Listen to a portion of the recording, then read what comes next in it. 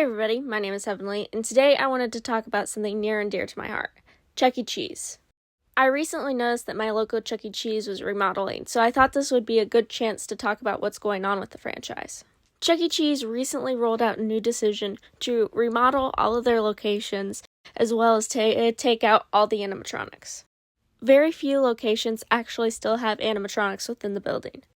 They've been replaced by a dance floor that plays music that really just feels like another game or the rides that they used to have, rather than a replacement for their actual performers. And not only are they retiring the animatronics, but I heard that in several locations, due to quote-unquote copyright reasons, they actually make the employees take hammers and destroy the animatronics.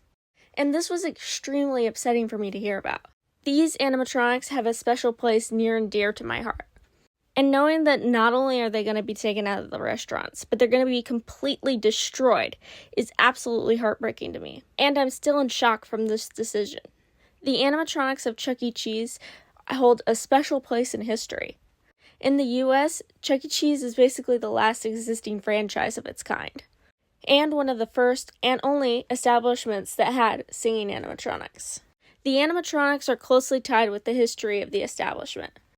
In fact, before there were even arcade games, they just had animatronics.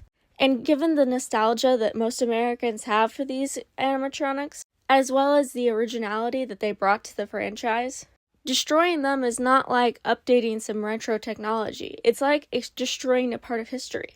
Even if you're going to take them out of your restaurants, they should still be preserved in some sort of way. And modernizing should not come at the cost of your franchise's identity. I also feel like it's just bad business. It's the only thing that sets them apart from other arcades.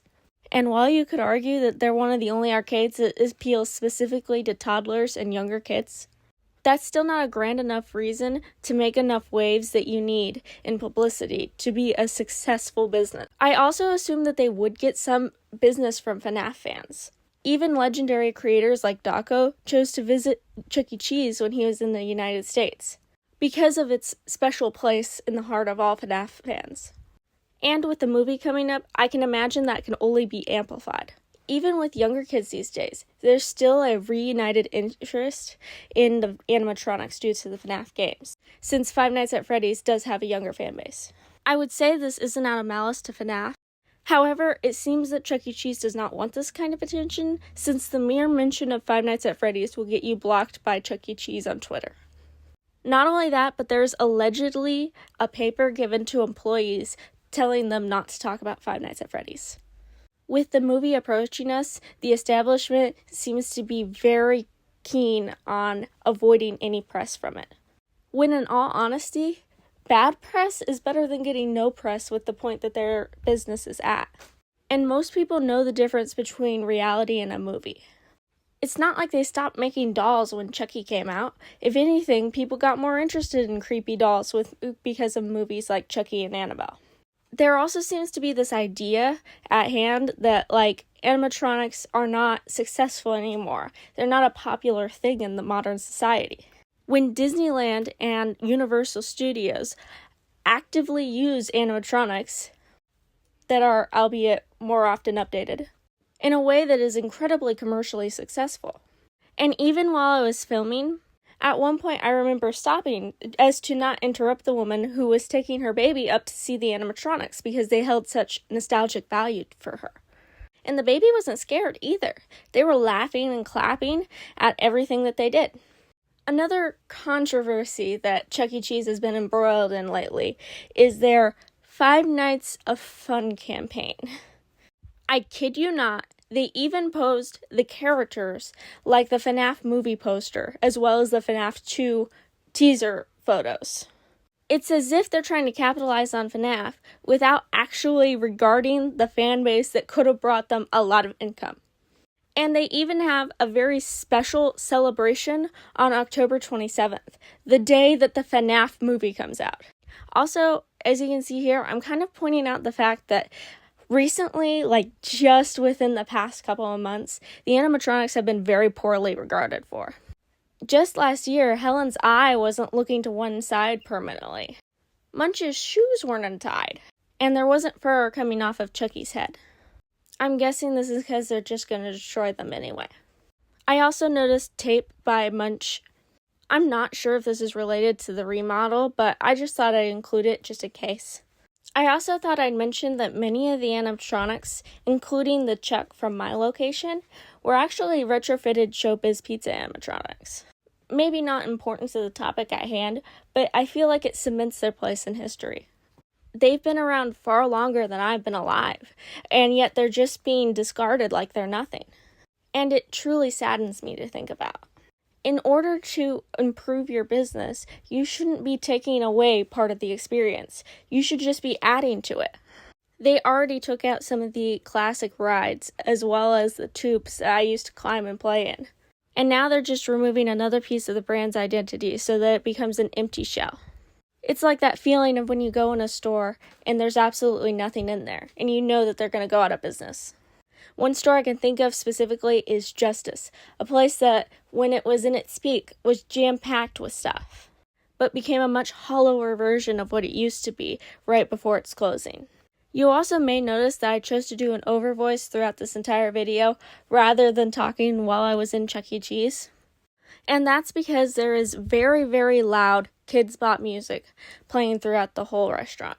Yes, that's right, Kids Bop, the bane of my existence.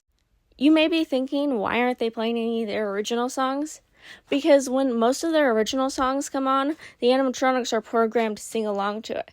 And they want that to happen as few times as possible, because it reiterates the idea that the animatronics aren't popular, because fewer people go up to them when they're not doing anything other than blinking, which is what happens most days.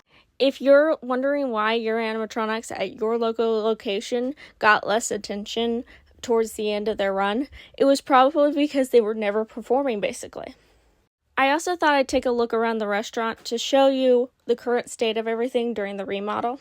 They took everything off of the walls and the paint is completely chipped. I mean, it's not a great look. And there was just so little to do in there. They had a few newer games in there, but they failed to replace a lot of their older games. I even noticed an area that used to be all games that is now just tables.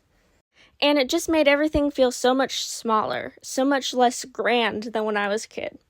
Sure, that may be just because of nostalgia, but that is genuinely a lapse of things to do inside of Chuck E. Cheese. If you buy the 60-minute play pass, you will have played all the games. I think I'm starting to understand why my little cousin was saying that she was bored of Chuck E. Cheese. Speaking of 60-minute play passes, I also got a question about somebody's 60-minute play pass while I was there because they thought that I worked there. No, I am just a nerd who likes animatronics. But it is truly unsettling what is happening with someplace so near and dear to my heart. And I hope by at least trying to call out some of the problems that I'm seeing, I can somehow make the franchise do better for itself so it doesn't go out of business. But in all honesty, I think that's highly unlikely. The CEOs seemed stubborn and dead set on what they want to do with this franchise, and it's not looking good. I do not see myself supporting Chuck E. Cheese ever again in the future. I just don't think I can bring myself to financially contribute to a franchise who I disagree with so strongly. But I hope you enjoyed this video, which feels weird to say in context, and make sure that you subscribe because I will have videos up every day at 10:04 Good Buddy. That's 10 a.m. and 4 p.m. Pacific Standard Time. Bye, everybody!